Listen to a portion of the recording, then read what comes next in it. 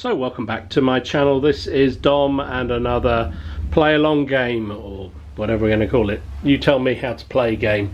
I thought I'd return to the Peninsula for another sharp practice game.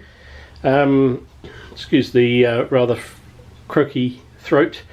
Bit of a cold. How the hell I've got a cold? I haven't been anywhere. It is a cold, it's not COVID. It's a proper full-on old school cold before old school colds meant something else. So here we are. This is the table I have deployed, and we're calling it the capture of Fort Matilda. So Fort Matilda is that old Roman fort I have there in the middle of the table, and the mission, or the scenario here, is that the Spanish are holding the fort on a very important river crossing here, and British intelligence have told them that a French column is on its way to try and wrestle control of the fort from the Allies. So the British have sent a small fast reaction force to try and help the Spaniards out, and they will come on here at this deployment point at the end of the road. The Frenchies will enter on this deployment point over here, and the Spanish will be deployed in and around the castle, the fort itself. So I'll just give you a quick once around of the table. You know the trick. So the idea is that I need you to tell me how to play it. Usually we do it as the Brits, but if you want to put the French suggestions as well, then more than happy for you to do that. So we have over here, this is a wooded area. There's a bit of a hill under here. This is an orchard. So the wooded area gives cover and slows movement as per the book. So I think close formation, cavalry and artillery are slowed in there. Skirmishers are not. The bridge seems got a bit wonky, don't know why, but there you go. It crosses over the river. The river itself is only a trickly stream at the moment, not particularly, doesn't really slow anything down, but just is there for effect more than anything else. This is a marshy land here. There's another bigger hill here, small wood there, a couple of buildings that will play as the standard stone buildings. The fences will be light cover as normal. The fort itself is obviously heavy cover. It's on the top of a hill. Got plenty of windows to fire out and balconies and doorways and what have you. This is rough ground. There's another hill here, another wood here, and a hill in the middle there. So that's the table.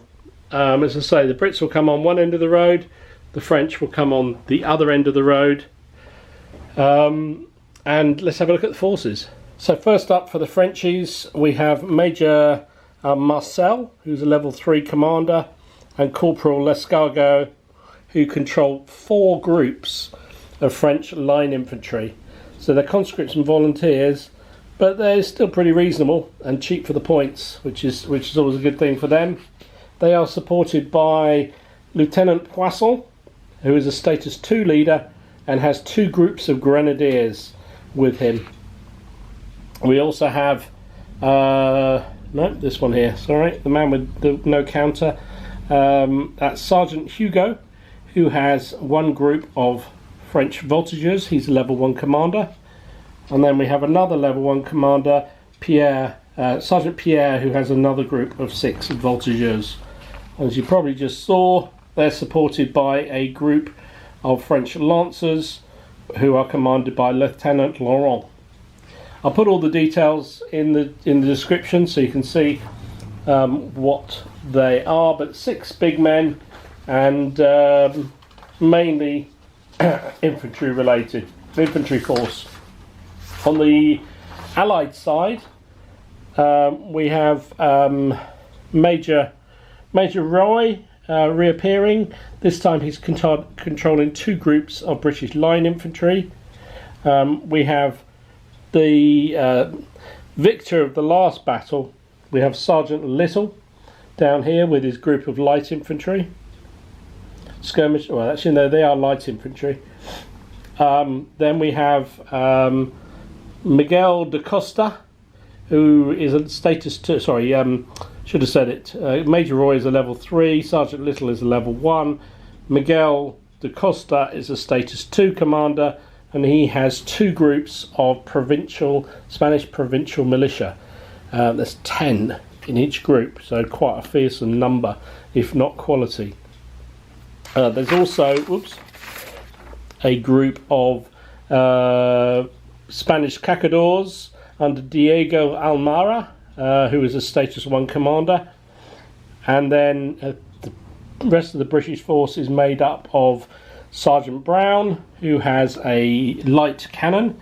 Eagle-eyed view, if you can tell from the distance, that's actually a Portuguese cannon, but I'm playing it as a British one. And then finally, Captain Eldridge here with 2 more groups of British line infantry, because we know that well, maybe should say Reverend Eldridge loves a Brit when he can see one. So they also therefore have 6 flag or 6 big men. Again, I'll put the details of their force in the description down below. So what I need from you goodly folks, I'm going to put this video out probably Friday morning. If you want to take a look at it, if you want to contribute, then let me know by midnight on Sunday what I should do with the British force, and if you wish to, what I should do with the French force. I will also put a little poll up for support points. I'm going to allow both sides to have 6 support points, and I'll put the options up there and see how that goes in terms of a poll, and see how people want to spend the points. So that will be it. So another look at the battlefield first of all. We've got the hilly area here with a rough bit, some more hills at the back there, a little forest, little woodland area, the fort itself,